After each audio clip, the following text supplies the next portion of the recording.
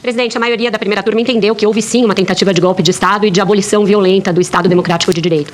São dois crimes que estão consignados numa lei relativamente nova, que foi aprovada em 2021 para substituir a Lei de Segurança Nacional. Com isso, o primeiro ex-presidente da República foi condenado por tentar um crime contra a democracia. Queria saber como o senhor vê essa decisão e o peso que ela tem do ponto de vista histórico, e jurídico, e como o senhor vê esse clamor por anistia.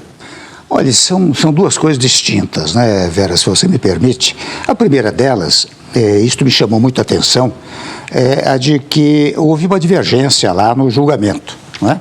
O ministro Fux deu um voto longo, não é? E os 4 outros ministros deram voto noutra direção.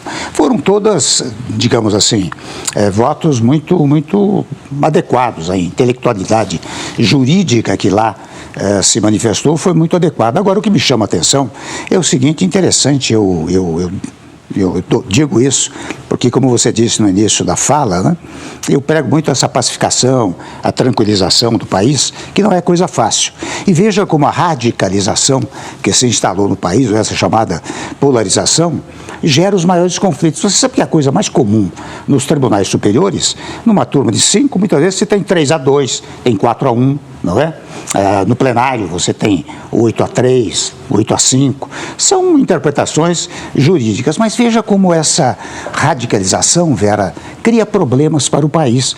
Você sabe que nas redes sociais tanto apanharam, se me permite a expressão livre, o voto do ministro Fux, como apanharam os votos dos 4 ministros, fruto dessa radicalização que se instalou no país. Por isso que eu queria ouvir o senhor, que é constitucionalista também, sobre esse veredito, que é inédito. Pois é, inédito no país. Acho que eu não conheço a prova dos autos, né? Mas certo e seguramente a prova dos autos deve ter conduzido a maioria a votar como votou, pela condenação do ex-presidente e outros assessores seus, né? Presidente, eu queria o seu aprofundamento sobre a questão da anistia. Eu vejo 2 posições muito divergentes entre juristas a respeito da anistia. Há os que dizem que a anistia não é passível de controle judicial. É um ato político do Congresso e do presidente que o Supremo não poderia sequer examinar. E há os que dizem que a anistia é inconstitucional por afetar cláusulas pétreas da Constituição. O que é que o senhor acha da anistia em mérito dela? É interessante, viu, César Felício, é que há 2 dispositivos constitucionais lá nos direitos individuais. Um deles dizendo que há certos crimes, né, entre os quais não se inclui anistia, são imprescritíveis e inafiançáveis.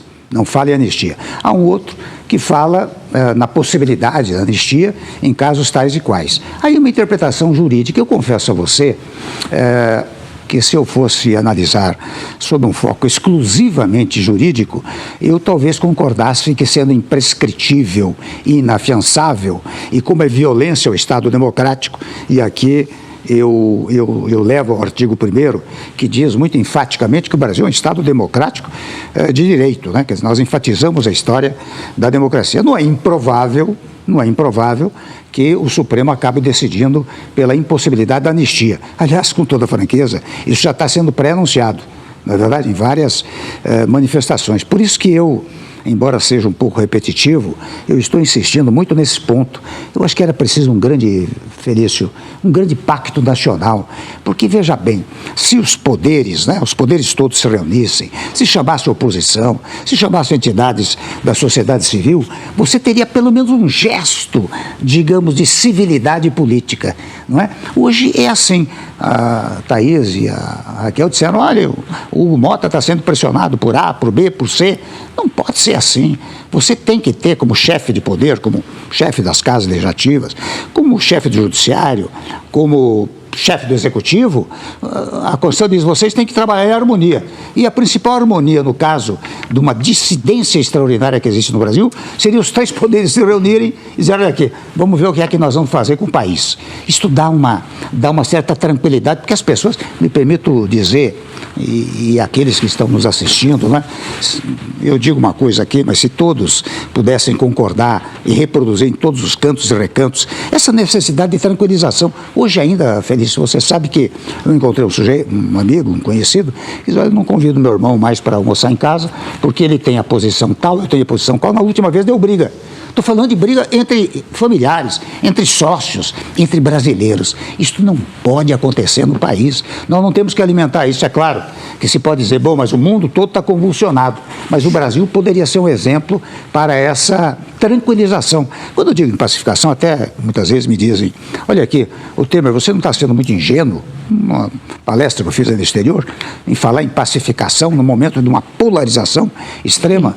Eu digo, olha, eu prefiro ser ingênuo ao lado do Mandela e do Gandhi do que ser ingênuo ao lado do Stalin e do Hitler. Não é? Diga, Robson. Os primeiros respeitados, os segundos detestados. Então, eu acho que essa divisão no país é muito grave, porque aflige a todas as pessoas. Eu estou fora da vida pública, você sabe, mas muita gente frequenta meu escritório, muita gente me telefona, e eu vejo a disposição de todas as pessoas querem acabar com esse radicalismo, porque também, convenhamos, ao longo do tempo, o que se pregou muito foi a história de uns contra outros. Num dado momento, o uns era muito organizado e militante. Num dado momento, os outros se organizaram e com uma militância violentíssima. Isso dividiu, em definitivo, os brasileiros. Então, não podemos concordar com isso. Eu, nas palavras modestas que eu lanço, eu sempre prego isso, porque também, eu confesso a vocês, isso não é vontade minha, é vontade da Constituição. A Constituição, você lê a Constituição, desde o preâmbulo, e a Constituição diz assim, olha, vocês vão criar um Estado, um novo Estado, reconstituir o Estado, como foi reconstituído em 5 de outubro de 88, baseado na ideia da solução pacífica de todas as controvérsias nacionais e internacionais. Então, quando eu vejo isso tudo, eu digo, além da concepção política, o que se faz com esta polarização, não é, porque veja bem, não é polarização de ideias, é crueldade, é radicalização, não é? Que foi na posse do ministro Alexandre de Moraes no TSE, acho que, se não me engano, foi a última vez que o senhor encontrou pessoalmente com o presidente Lula. Foi. Lá ele foi amável, disse que queria tomar um uísque com o senhor de novo, encontrar. 2 dias depois começou a chamar o senhor de golpista e aquela novela como a gente conhece. Quem é o presidente Lula para o senhor hoje? E o senhor aceitaria tomar um café com ele? Se encontraria com ele novamente, se fosse possível, uma conversa para tratar de pacificação e dessas questões? Eu falo com todos, né, Robson? Eu não tenho preconceitos. Esses preconceitos é que prejudicam o país, né? A falta do diálogo. Agora, eu tive realmente aquele contato, aliás, ele teve contato comigo, sentou-se ao meu lado, mas ele estava em campanha eleitoral. Não é? Depois terminou a campanha eleitoral. Estava mais amável, então. Não é? Terminou a campanha eleitoral, ele, em várias oportunidades, disse, fala aquela história do golpe, que é uma bobagem. Coitado, desculpe a expressão, mas eu tenho pena dele, porque ele fala isso para agradar uma ala do PT, percebe? Eu compreendo bem isso. Ele, no segundo governo, eu apoiei o segundo governo dele, não é? Ele se dava excelentemente bem comigo. E até muito recentemente quero dizer, a coisa de um ano atrás, mais ou menos, ele fez uma reunião de líderes e não sei porque ele disse, olha, o melhor presidente da Câmara, quando era presidente, foi o Temer, não é? Se um dia ele precisar me chamar, porque eu seria incoerente se eu estou pregando um grande pacto nacional e venha dizer aqui, olha, se me chamar eu não vou. Presidente, Presidente, citou a Câmara, é muito oportuno esse. O senhor teve contato direto o tempo todo com o ministro Moraes e com o presidente. O senhor pode reconstituir como é que foi esse momento e que tipo de conselho o senhor deu ao ex-presidente Bolsonaro, que ele não cumpriu e se tivesse seguido talvez não tivesse na situação que está hoje? Hoje eu posso contar, não é óbvio, porque tudo isso veio para a imprensa, né? Mas deu-se o seguinte fato, você está falando do 7 de setembro de 21, né? Sabe que no dia seguinte ele me telefonou, presidente Bolsonaro, e me disse, ele me trata de senhor e eu trato de senhor, naturalmente, né? O que o senhor achou do movimento de ontem, do dia 7? Eu até perguntei para ele, é para falar com cerimônia ou sem cerimônia? Ele falou, sem cerimônia. Então foi um desastre. Eu não diria aquilo, como presidente da República, para um amigo íntimo. Porque o amigo íntimo conta para a mulher conta para a empregada conta para o marido, e aquilo se espalha. Certo? Esta liturgia é mais ou menos fundamental no exercício de uma função como a presidência da República. Mas aí ele me disse, olha, mas o senhor tem prestígio no Supremo, conhece o Alexandre, você quer que eu fale com o Alexandre, não é? O senhor quer que eu fale com o Alexandre? Daí eu confesso que tomei ali, porque eu percebi naquele dia, havia até a possibilidade de um pedido de impeachment do presidente, né? E os caminhoneiros têm tomado Brasília, tinham tomado aqui Rio Grande do Sul, Paraná, Santa Catarina, seria um conflito quase de natureza civil, não é? Eu liguei para o ministro Alexandre e disse, olha, o ex-presidente, porque ele chamou o Alexandre de canalha naquela fala, né? Ele levantou a bandeira branca aqui. Nós podíamos talvez atendê-lo, Né? Ele diz, mas ele fala, não cumpre aquela coisa. Né? Eu disse, quem sabe ele faz uma declaração escrita, uma declaração à nação. E daí, de fato, redigi lá uns tópicos, etc. Né? E no dia seguinte, ele logo me ligou pela manhã, me convidando para ir, disse que ia mandar um avião para me pegar, para ir lá, almoçar com ele, ajudá-lo. Eu disse, olha, presidente, não vai ser bom nem para mim, nem para o senhor. Agora, se o senhor achar que está de acordo com os tópicos que eu registrei aqui, eu vou. E para minha surpresa positiva, ele disse, não, estou de acordo. Aí eu fui para lá, levei para ele acabou redigindo a declaração final. 2 horas depois eu voltei, depois de estar com ele distribuiu para a imprensa e aquilo pacificou o país, porque você sabe que logo em seguida os caminhoneiros, porque na conversa que eu tive com ele disse, olha, você veja, os caminhoneiros estão todos aí pretendendo invadir Congresso, Supremo. Eu disse, olha, presidente, permita-me dizer, eu tive uma greve de caminhoneiros no meu tempo, mas era questão do preço do diesel. O seu caso não, é um caso político. Na hora que o senhor assinar uma declaração dessa natureza, eles vão embora, e não deu outra. Quando foi 5 horas, foi todo mundo embora para os seus estados e tranquilizou o país. Eu até tomei a liberdade de colocá-lo em contato pelo telefone com o ministro Alexandre. Agora, aquilo durou uns 3, 4 meses, né? 3, 4 meses depois, tudo voltou à moda antiga. Eu acho que o presidente Lula, viu, Bombig, perdeu uma grande oportunidade, até quando deixou a detenção. É interessante, na minha concepção, eu me lembrei muito do Mandela, que ficou 27 anos preso numa cela, eu conheci no Museu Mandela, lá na África do Sul, ficou 27 anos preso, quando saiu pregando a unidade da África do Sul e a pacificação com os brancos. Eu acho que, com toda franqueza, tomo a liberdade de dizer, ele perdeu essa oportunidade, porque ele poderia dizer, olha, eu vou dedicar esse prazo que eu fiquei aí fora, não é? Eu vou dedicar à pacificação do país, mas não fez isso. Na verdade, eu compreendo, porque são coisas emocionais, né?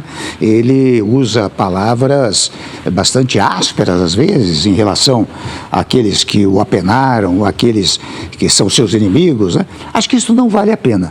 Eu confesso que, para o meu paladar político, e você se lembra que eu tive 2 anos e meio de governo, mas com uma oposição política, legítima até, muito, muito feroz, e uma oposição institucional, daqueles que quiseram me derrubar do governo. Eu nunca dei uma palavra negativa em relação a ninguém. Até dou um exemplo muito claro. Você sabe que havia alguns meios de comunicação que faziam campanha contra mim, né? E tem verba lá da União Federal para os meios de comunicação. Não foram poucos os que vieram a mim e disseram, olha, aqui, você precisa cortar verbas da entidade tal, do setor de comunicação tal.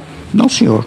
Não corto absolutamente nada. E não cortar absolutamente nada, resultou que, ao final do meu governo, alguns, 2 meios de comunicação me convidaram para jantar, me agradeceram muito o meu governo, etc. Enfim, eu acho que a palavra de um presidente da República, a palavra de um presidente do Congresso, de um presidente do Supremo, né, do Judiciário, tem que ser uma palavra sempre de muita harmonia. E as palavras ásperas são venenosas. Elas criam problemas, né? Como está criando problema essa relação Brasil e Estados Unidos, né? Olha, em primeiro lugar, eu quero dizer a você, viu, Vera, que é criticável esses gestos que o governo dos Estados Unidos está tomando, especialmente no tocante ao apenamento, digamos assim, de membros do Supremo Tribunal Federal, como aconteceu com o ministro Alexandre e outros tantos, né? E eu digo isso também pautado pela ordem jurídica nacional. Você sabe que aqui no Brasil, por exemplo, se eu tiver uma decisão judicial desfavorável a mim, eu não posso acionar, pedir indenização porque foi desfavorável. Agora, imagine você, um governo estrangeiro, dizendo ao Supremo o que o Supremo deve fazer, e se não fizer, será apenado daquela maneira. Primeiro ponto. O segundo ponto, eu acho que o segundo ponto que você levanta é do Lula. Se o Lula pode usar essa nova conjuntura para tentar se reaproximar do centro. Se reaproximar do centro. Do centro. Eu acho que ele fará o possível. Aliás, convenhamos, este gesto dos Estados Unidos recuperou a figura do Lula. Né? Nós todos sabemos disso. Foi uma recuperação, porque invocou-se soberania nacional, que ninguém põe o pé, etc. Né? Levantou a história eleitoral do Lula. Né? Eu apenas tomo a liberdade de uma ponderação, e Eu acho que nessas questões não se deve pensar numa questão eleitoral, mas deve se pensar no Brasil. Então, digo eu, se o Thaís me perguntasse dessa maneira, se fosse você, o que você faria? A Raquel até me perguntou um dia numa entrevista. Eu disse, eu telefonaria para o Trump, para o presidente Trump, porque o diálogo é fundamental.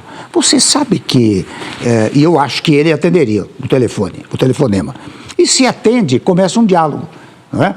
Eu conto até, tomo a liberdade de contar uma historinha para mostrar como o diálogo dá resultado. Você sabe que, numa ocasião, o Trump presidente, o Brasil abre aquele congresso da ONU, né? E no dia anterior, o presidente Trump convidou a mim, o presidente Macri, da Argentina, e o presidente Santos, da Colômbia, para um jantar. E foi interessante porque logo quando nos sentamos, ele sentou-se muito simpático, etc. Mas a primeira pergunta que ele fez foi a seguinte: quando é que vocês vão invadir a Venezuela? Aquilo foi um constrangimento, não é? Aí nós todos, né? Olha, presidente, nós não fazemos isso, nós nos damos bem institucionalmente com o Estado venezuelano, recebemos o povo venezuelano, agora impomos sanções diplomáticas. O Mercosul não aceita a presença do Maduro por falhas democráticas, né? Bom, por que é que eu estou contando isso? Porque naquela hora e meia de conversa, ele concordou com tudo conosco. Enfim, o diálogo começou, vamos dizer assim, como é que vocês vão invadir a Venezuela? É o tarifaço de 50%. Se começar um diálogo, você percebe? Eu acho que pode mudar. Senhor liga do Supremo. É algo inédito, nunca aconteceu no país. Nada indica que com essa composição atual do Senado vá prosperar, porque o presidente Davi Alcolumbre não quer pautar. Mas também existe uma empreitada bolsonarista por fazer uma maioria no Senado que permita o avanço dessa tese. Como o senhor vê essa possibilidade? O senhor acha que é algo que tem cabimento no ordenamento institucional do país? Não prosperará, não é, Vera? No ordenamento tem lá a possibilidade do Senado decretar impeachment, está na Constituição. Mas eu não creio que haja isso. E com toda franqueza, eu acho que muitas vezes há uma certa agressão muito inadequada em relação ao Alexandre de Moraes. O ministro Alexandre, convenhamos, ele teve uma coragem jurídica, porque aplicou a lei, e até pessoal, porque não foi fácil fazer o que ele fez para garantir as eleições. Eu não tenho dúvida que o gesto dele garantiu as eleições no ano passado, aliás, no passado, no Brasil. Não fora ele, eu acho que nós não teríamos eleições pelo andar daquela carruagem, não é verdade? Então, eu acho que há esse problema de criticarem muito o Alexandre, criticar muito o Supremo. E veja, eu retomo aquela coisa que eu disse do voto do ministro Fux e dos demais. Ambos são criticados, porque são criticados sob o foco político, sob o foco da radicalização. Se nós não tivéssemos esse problema, todo mundo diz, olha aqui, houve um julgamento aqui, deu 5-2, deu 5-3. Ninguém diria absolutamente nada se não fosse esse ambiente externo que radicalizou o país.